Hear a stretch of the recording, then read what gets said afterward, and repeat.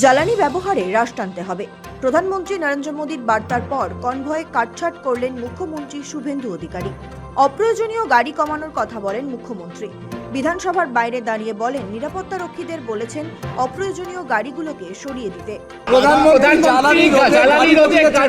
আমি ওই কাজ করেছি এবং আমি ওনার টুইট দেখার পরে খবরটা দেখার পরে আমিও আমার সিকিউরিটি দায়িত্বে থাকা লোকজনকে বলেছি অপ্রয়োজনীয় গাড়ি রাখার প্রয়োজন। বুধবার বিধানসভার সদস্য হিসেবে শপথ নিলেন নবনির্বাচিত বিধায়করা। আর বিধায়ক হিসেবে শপথ নেওয়ার দিনই বড়সড় ঘোষণা করেন মুখ্যমন্ত্রী শুভেন্দু অধিকারী। দিল্লির পথে হেঁটে এবার নিজের কনভয়ে গাড়ির সংখ্যা কমানোর সিদ্ধান্ত নিলেন তিনি। সাফ জানান, জ্বালানি সাশ্রয় এবং অপচয় রুখতে প্রধানমন্ত্রী নরেন্দ্র মোদী যে বার্তা দিয়েছেন তিনিও সেই পথেই চলবেন। তাৎপর্যপূর্ণ বিষয় হল, সম্প্রতি প্রধানমন্ত্রী নরেন্দ্র মোদী তার কনভয়ে গাড়ির সংখ্যা কমানোর নির্দেশ দিয়েছেন এসপিজিকে। মোদীর সেই সিদ্ধান্তকে সামনে রেখেই বুধবার মুখ্যমন্ত্রী শুভেন্দু অধিকারী বলেন, প্রধানমন্ত্রী কনভয়ের গাড়ি কমিয়ে দেওয়ার যে সিদ্ধান্ত নিয়েছেন তিনি নিজেও সেই একই সিদ্ধান্ত নিয়েছেন। जो मिनिमम चाहिए वो रख के बाकी कातिला में ज़्यादा गाड़ी रखें। ये तो कोई संख्या नहीं है। उन्होंने जो कॉज के लिए बताया वो बहुत हमारा सब लोग को मान लेना चाहिए। রাজ্যের মুখ্যমন্ত্রী হিসেবে জেড প্লাস ক্যাটাগরি নিরাপত্তা পান শুভেন্দু অধিকারী। সঙ্গে রয়েছে কেন্দ্রীয় নিরাপত্তা। সব মিলিয়ে ডাবল লেয়ার সুরক্ষা পান বাংলার মুখ্যমন্ত্রী। সেক্ষেত্রে কনভয়ে গাড়ির সংখ্যাও বেশি। প্রধানমন্ত্রীর জ্বালানি সাশ্রয়ের বার্তার পর সেই কনভয়ে কাটছাঁট করলেন মুখ্যমন্ত্রী শুভেন্দু। প্রোটোকল মেনে যেটুকু নিরাপত্তা বা গাড়ির প্রয়োজন ততটাই রাখতে বলছেন তিনি। বাসে চেপে বিধানসভায় শপথে বিজেপি বিধায়করা। মোদীর সতর্ক বার্তা মাথায় রেখেই বুধবার বিধানসভায় বাসে চেপে শপথ নিতে যান বিজেপি বিধায়করা। বুধবার 152 জন বিধায়ক পৌঁছে যান বিধানসভায়। উল্লেখযোগ্যভাবে বিধায়করা নিজেদের কনভয় নয়, বরং বিধায়ক হোস্টেল থেকে নির্দিষ্ট বাসে রওনা দেন বিধানসভার উদ্দেশ্যে।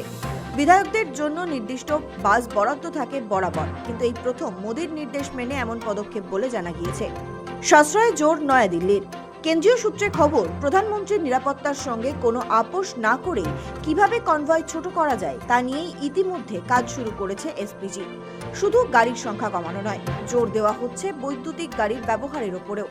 তবে প্রধানমন্ত্রীর স্পষ্ট নির্দেশ, এই পরিবর্তনের জন্য নতুন করে কোনো গাড়ি কেনা যাবে না। বর্তমান পরিকাঠামো ব্যবহার করেই খরচ কমাতে হবে। কেন এই সিদ্ধান্ত? আসলে পশ্চিম এশিয়ার যুদ্ধের আবহে বিশ্ব বাজারে তেলের দাম যেভাবে অস্থির হয়ে উঠেছে, তাতে জ্বালানি সাশ্রয়ই এখন বড় চ্যালেঞ্জ। প্রধানমন্ত্রী ইতিমধ্যেই স্কুলগুলোতে অনলাইন ক্লাসের পরামর্শ থেকে শুরু করে মন্ত্রীদের বিদেশ সফর বাতিলের মতো একাধিক কড়া পদক্ষেপের ইঙ্গিত দিয়েছেন। তারই অংশ হিসেবেই নিজের কনভয় ছাঁটাই করছেন মোদী। গাড়ি ছাড়ছেন মন্ত্রীরা। দীর্ঘস্থায়ী ইরান যুদ্ধের প্রভাবে বিশ্বজুড়ে যে আর্থিক ও জ্বালানি সংকট তৈরি হয়েছে তা মোকাবিলায় দেশবাসীকে সংযত হওয়ার পরামর্শ দিয়েছিলেন প্রধানমন্ত্রী নরেন্দ্র মোদী। কিন্তু তারপরই প্রশ্ন উঠেছিল, সাধারণ মানুষকে ত্যাগের কথা বলে খোদ বিজেপি মন্ত্রীরা যদি বিশাল কনভয় আর রোড শো নিয়ে ঘোরেন, তবে সেই বার্তার গুরুত্ব কোথায়? বিরোধী ও সোশ্যাল মিডিয়ায় সেই তীব্র সমালোচনার মুখেই এবার ড্যামেজ কন্ট্রোলে নেমেছে বিজেপি।